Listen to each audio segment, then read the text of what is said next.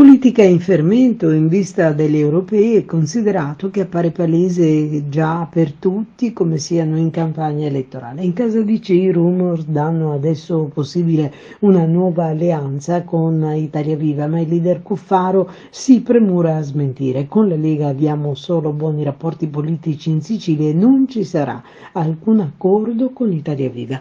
Era idea della democrazia cristiana, poi dice stare insieme a Forza Italia, che invece non ci vuole perché credo sia preoccupata di perdere il seggio in Sicilia e forse anche dalla mia presenza.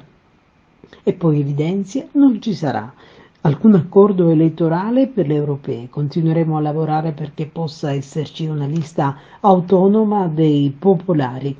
I 5 Stelle in Sicilia sembrerebbe avessero identificato Giuseppe Antoci, già presidente del Parco dei Nebrodi, più volte intimidito dalla mafia, mentre per gli altri nomi potrebbero affidarsi ad un click day.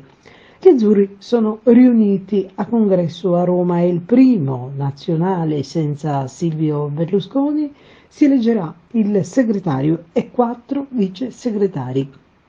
Il primo sarà Antonio Tajani, già designato segretario dopo la morte di Berlusconi, che adesso avrà l'investitura ufficiale. I 4 vice segretari: Roberto Chiuto, Deborah Bergamini, Stefano Benigni e Alberto Cirio. Si voterà per alzata di mano.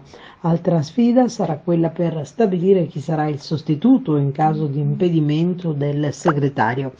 Forza Italia è essenzialmente intanto concentrata a mettere anche in equilibrio 2 opposte posizioni presenti all'interno del partito, quella che vorrebbe schierarsi con Giorgia Meloni e l'altra di fede più centrista.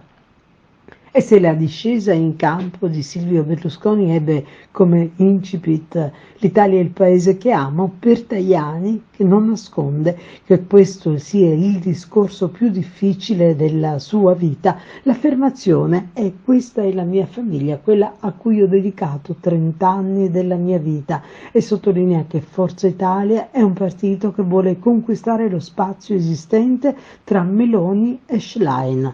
Poi fa un appello per la costruzione di un forte partito popolare europeo in Europa. Il congresso ha avuto il via già ieri.